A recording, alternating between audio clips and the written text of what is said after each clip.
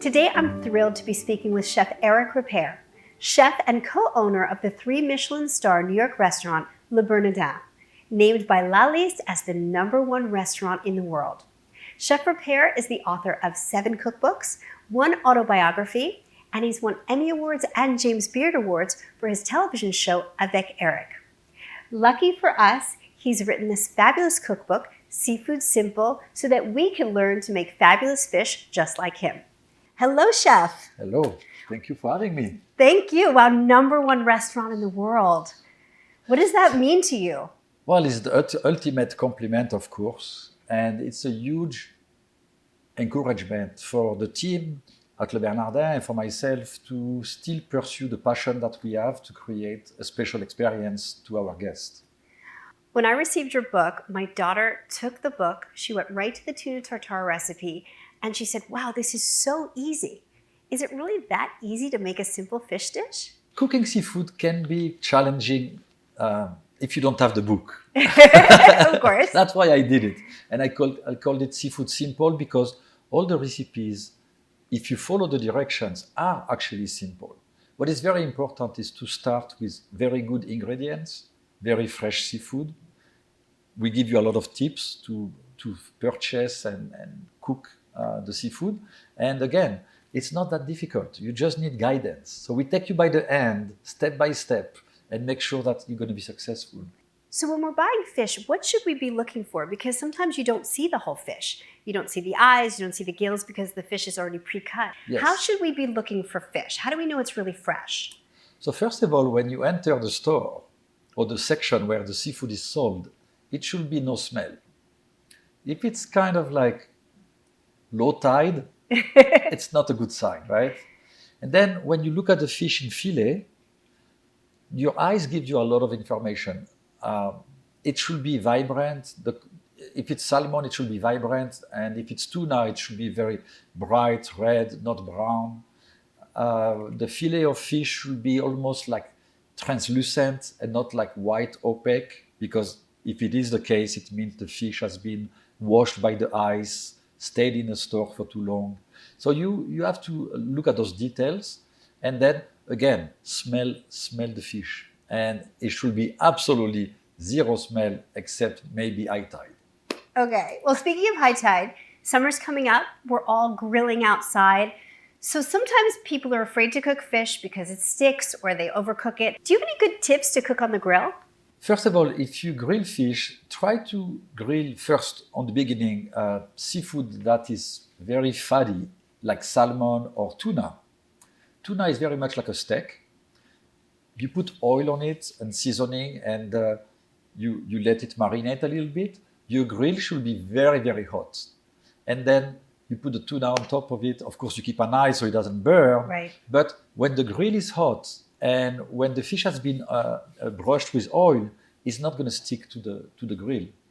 And then you have a nice, of course, spatula to flip it, and you cook it to your liking, which should be rare, medium rare for tuna, or salmon, same thing, medium rare. But any fish that goes on the grill should have a very hot grill and should definitely be oiled before. Ah, that's a great tip. So a lot of times we're grilling, we're cooking for a lot of people. What's a great fish dish that you can make when you have a lot of people over? So if you want to grill, of course, tuna is the right one, like I was mentioning. Then you can make a vinaigrette like soy, chopped ginger in a soy sauce, some shallots. Then you add lime juice, lemon juice, olive oil. You mix it like that and you pour it on top of the tuna. It's pretty good. That's good. That sounds like a great summer dish. So I actually have a friend, and every year he goes fishing and he brings me this beautiful striped bass and fluke, and he cleans it, and it's literally right out of the water. And I love to make ceviche with it. Can you give me a great recipe for ceviche? I like to make the ceviche slightly differently than the traditional Peruvian ceviche that marinates in kind of a lime juice, citrus juice for a long time. So I slice the fish very thinly, by hand, of course. Mix it with cilantro and onion, cut very thinly as well. And then at the very last minute, I press lemon juice, and then I mix it quickly, salt and pepper, a bit of a chopped jalapeno if you like spicy, and you serve it immediately. And a drizzle of olive oil.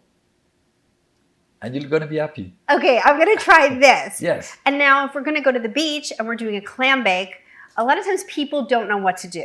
Can you give us your tips for a clam bake on the beach? I will say hire someone who knows how to do a clam bake because I'm like you. I have no idea. Because I heard you take a whole, I couldn't figure out how to do it. I have seen people doing it, and they put it in bags, and it goes in a, as you know, in a sand, Right. and then they put the charcoal on top. But I have never done it myself, so I would. It's not. Okay, so we're going to hire somebody. It's not in a book. If I were to come by your house and I were to open your refrigerator and open your pantry, what would I find? You will find some good French cheese, some yogurts, some salad, some vegetables like carrots, onions. You will find, what else? Champagne. Always good to have champagne. A lot of bottles. And, so a lot of times when you're entertaining, people just drop by. Is there anything that we should always have in our pantry, in our freezer, in our refrigerator, just in case? Well, if you have some friends passing by, you should definitely have something that's going to make them happy. I like to have avocados in the kitchen, and you can make a very quick guacamole. Oh, right. That's and a then, great one. If, you have chips, and everybody's happy, and it's very convivial. Oh, that's a great tip. So are there certain salts or oils or butters that you like to have? Because I noticed there's not a lot of butter in the cookbook. Not too much, No. because when you use olive oil, it's much healthier than using butter. Okay. Although it's nothing wrong with eating butter, not going in excess. Right. But olive oil has a lot of qualities, and it's very healthy. So good quality olive oil that you like. Okay. And you should test your olive oil. They're all very different. Some of them are floral, some of them are spicy, some of them have a bit of bitterness at the end. So you have to choose what you like. And then salt, pepper, herb de Provence, and you're good. That sounds great. Okay, I'm going to stock my pantry. In your autobiography, 32 Yolks, you describe how your mother always set a beautiful table with flowers and candles. Why is setting a beautiful table almost as important as the meal itself? It is as important as the meal, because eating just for nourishing your body, it's one thing, of course, and we do that 2 or 3 times a day, hopefully. And when you have something that is conducive to a nice experience and to create conviviality at the table and create happiness, it's very important. So my mother was very, very animated and passionate about making sure that the table was beautiful, with different chinas and flowers on the table, and bringing the food nicely presented. And right away it creates a mood that I think is very important. And when I see some people eating in a plastic plate, it breaks my heart. I feel bad. I'm like, don't do that. Take the time. It takes 5 extra minutes and you're going to have an experience instead of just like swallowing food. I love that. I think that's really, really important. And I want to talk a little bit about the Hamptons, because Sure. I know you have a house in Sag Harbor. What do you love the most about the Hamptons? It's a lot of things that I love about the Hamptons. First of all, I like the 4 seasons. Even the winter is beautiful because it's so peaceful.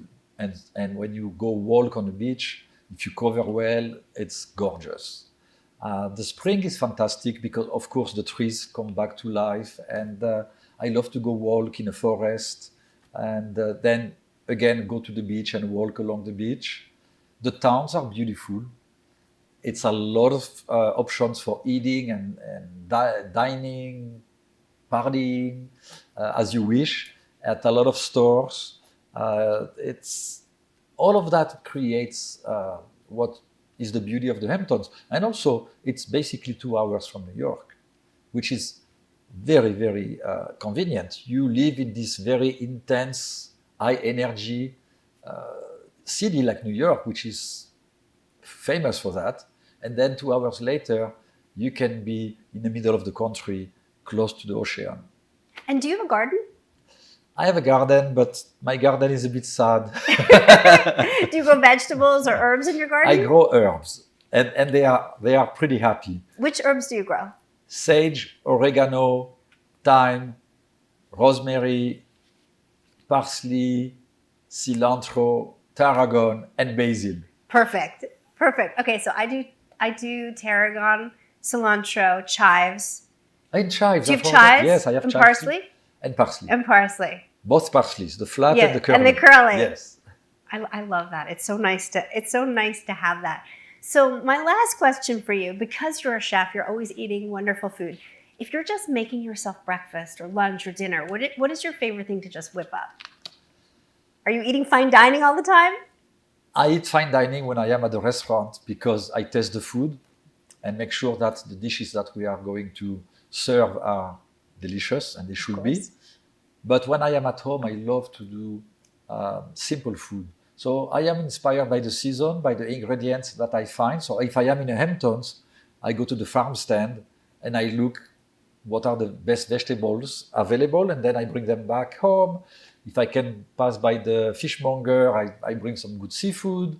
I have a couple of good connections for meat.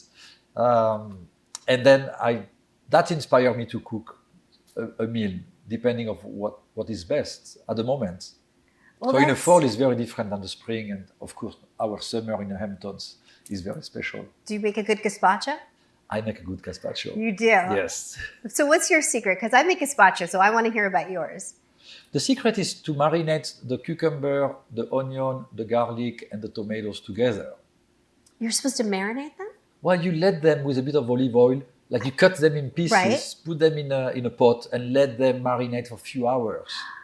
And then you put a bit of salt, Right. and then and pepper, and then after that you blend them together, and you add a bit more olive oil. And if it needs a bit of acidity, because the tomatoes are very sweet, Right. Especially late of the summer, you add a bit of sherry vinegar, and you have a gazpacho. Oh, I love that. Now, do you put things in at the end? Like I add like little chunks of cucumbers. Yes. Oh, I love that. Yeah, because it creates Like a texture. contrast and a texture, yes. Well, now we have a great gazpacho too. Well, thank you so much. Thank you. Your book, Seafood Simple, is a fantastic book. I just couldn't believe how easy the recipes were. So I thank you, and so looking forward to the summer and cooking these great recipes. Thank you so much. I'm happy Thank you. that you like the book. I love it. Thank you.